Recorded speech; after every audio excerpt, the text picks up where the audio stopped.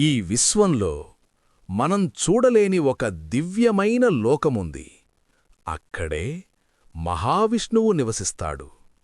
అది వైకుంఠం.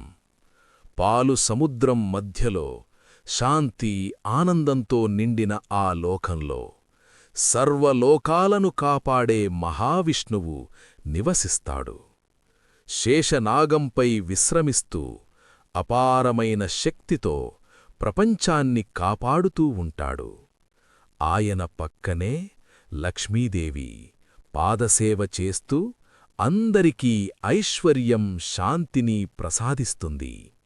వైకుంఠంలోకి వెళ్ళిన వారికి బాధలు ఉండవు, కష్టాలు ఉండవు. అక్కడ ప్రతి క్షణం ఆనందం, శాంతి, దివ్యత్వం మాత్రమే ఉంటుంది. దేవతలు, ఋషులు అందరూ ఆ వైకుంఠానికి వెళ్ళి విష్ణువును దర్శించుకుంటారు.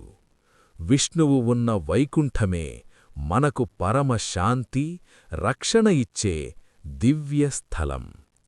ఈ స్టోరీ నచ్చితే లైక్ చెయ్యండి, షేర్ చెయ్యండి, సబ్స్క్రైబ్ చెయ్యండి. థాంక్యూ.